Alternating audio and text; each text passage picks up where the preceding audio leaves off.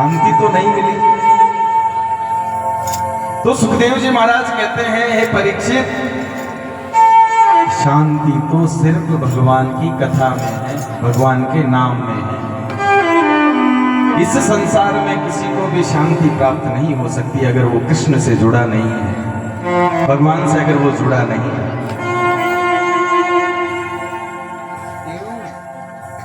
7 दिन की भागवत हम सुन रहे हैं,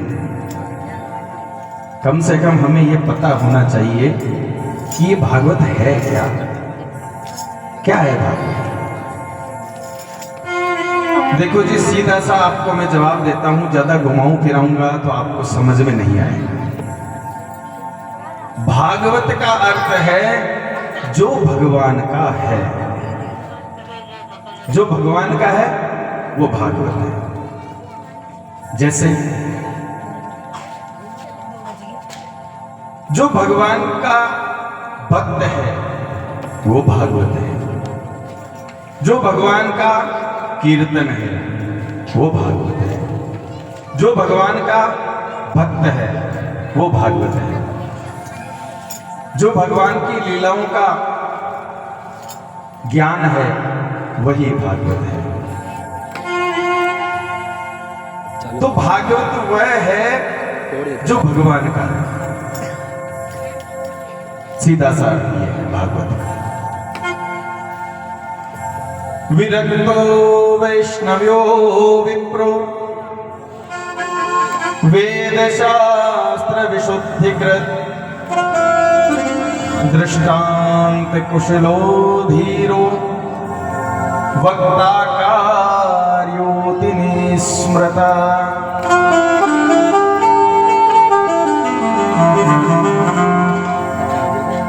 सनकादि ऋषि पूछ रहे हैं, महाराज भागवत का अर्थ तो हमें समझ में आया कि जो भागवत का है वो भागवत है, पर ये भागवत की कथा किससे करवाएं? कथा बोलने वाला तो हमें बताओ भाई, कैसा होना चाहिए? क्या वो काला हो, चाहे वो गोरा हो, या वो लंबा हो, ठिगना हो? हमें बताओ कथा बोलने वाला कैसा होना चाहिए? जो हमें कथा सुनाएगा वो व्यक्ति कैसा होना चाहिए, वो आचार्य कैसा होना चाहिए? महाराज हमें ये विधान बताइए। तो सूत जी महाराज कह रहे हैं, विरक्तो वैष्णव्यो विप्रो। कथा कहने का अधिकार किसको है? कथा कौन कह सकता है? जो विरक्त हो, जो वैष्णव हो, जो विप्र हो। विरक्त का है महात्मा को, जो महात्मा है जिसने घर बार त्याग करके सन्यास धारण कर लिया है, वो भी कथा सुना सकता है। वैष्णव कहा गया है जो भगवान विष्णु को मानता हो, और विप्र कहा गया है जो ब्राह्मण हो। जो ब्राह्मण हो और जो कथा पढ़ा हुआ हो उसको ज्ञान होना चाहिए। महाराज ये भागवत बहुत कठिन विषय है, अगर इसको पढ़ने बैठे तो आपके तो ऊपर से निकल जाएगा एक एक शब्द, समझ में ही नहीं आएगा। दृष्टांत दे दे करके और इन शब्दों को सरल बना बना करके आपको समझाए, ऐसा वक्ता होना चाहिए। जो कृष्ण का भक्त हो, जिसका इष्ट प्रबल हो, और जो वेदों में, शास्त्रों में, पुराणों में जानने वाला हो, ऐसा वक्ता पहले खोजें, फिर उसके पश्चात आप भागवत सुनें।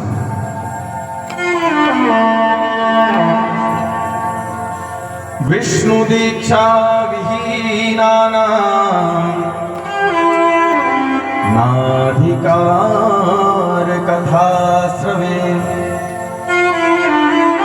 अच्छा महाराज, कथा सुनने वाले तो ऐसा हो ये तो हमें पता चल गया भाई, ब्राह्मण होना चाहिए या महात्मा होना चाहिए। पर आजकल तो महाराज स्त्रियां ही कथा कर रही है, उनका प्रमाण तो है नहीं कथा में, शास्त्रों में कहीं लिखा नहीं है, लेकिन कलयुग है, कह सकते हैं। तो आपने वक्ता के लिए तो हमें बताया, अब ये बताओ जो कथा सुनने वाले हैं वो कैसे होने चाहिए? कथा कहने वाला ब्राह्मण होना चाहिए, पढ़ा लिखा होना चाहिए, कथा का उसको ज्ञान होना चाहिए, सरल भाषा में समझाने वाला होना चाहिए। पर जो कथा सुन रहे हैं, जो भक्त सामने बैठ करके, वो कैसे होने चाहिए महाराज, हमें वह भी बताइए।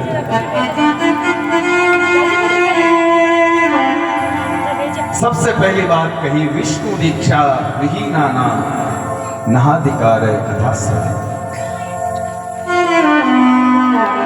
हे ऋषियों, जो कथा सुनने वाले भक्त हैं, सर्वप्रथम उनका ये है कि वो किसी गुरु से दीक्षित होने चाहिए।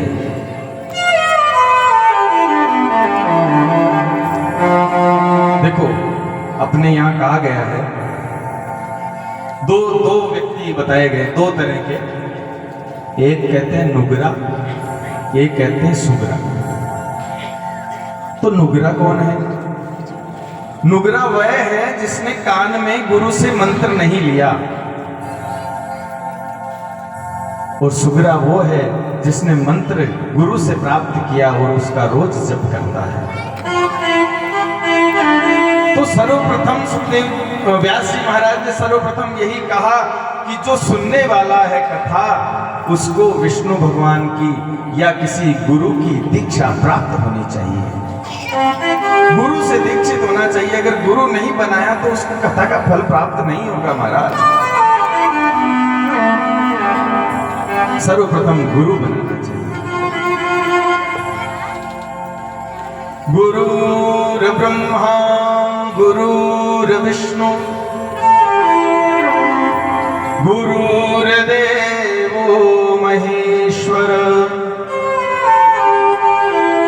गुरुर् साक्षात् परब्रह्म तस्मै श्री गुरुवे नमः।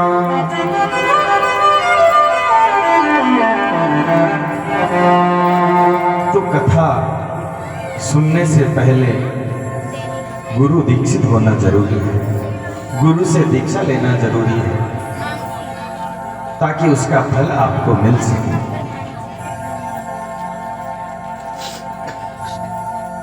सुखदेव जी महाराज आगे भागवत के बारे में निरूपण कर रहे हैं। भाई, श्रोताओं को कथा सुनने के लिए क्या करना चाहिए? निगम कल्पतरोर्गलितं फलम् शुकमुखाद अमृतवसंयुतम् पिबत भागवतं रसमालयम् मुहुर्हो रसिका भुवि भावुका।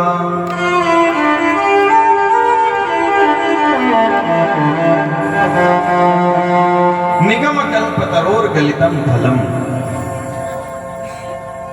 ये भागवत महापुराण निगम कहते हैं वेदों को। वेदों की रचना चतुर्मुख भगवान ब्रह्मा जी ने की।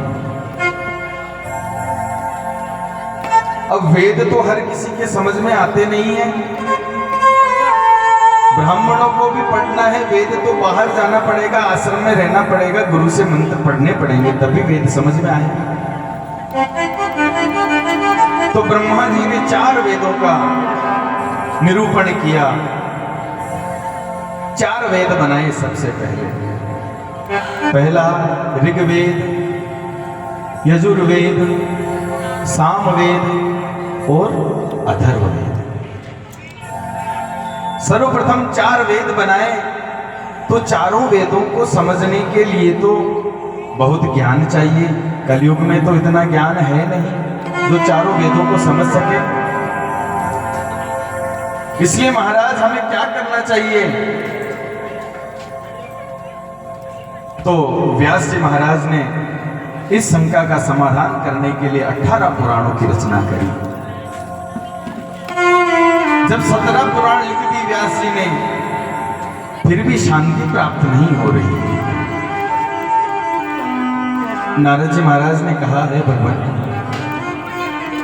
17 पुराण तो समझ में आएंगे नहीं लोगों को, आप कोई ऐसे पुराण की रचना करें जिसमें सिर्फ भगवान की भक्ति का निरूपण हो, भगवान की लीलाओं का निरूपण हो, तब लोग समझेंगे, तब ये कथा सुनेंगे।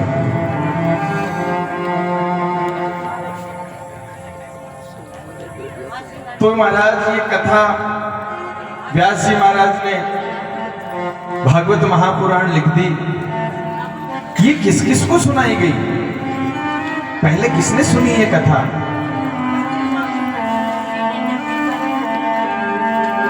तो शौनक जी महाराज बता रहे हैं, भगवान श्री कृष्ण के गोलोक पधारने के बाद जब भगवान श्री कृष्ण इस धराधाम से चले गए, तो उसके 30 वर्ष बाद भाद्रपद मास की नवमी,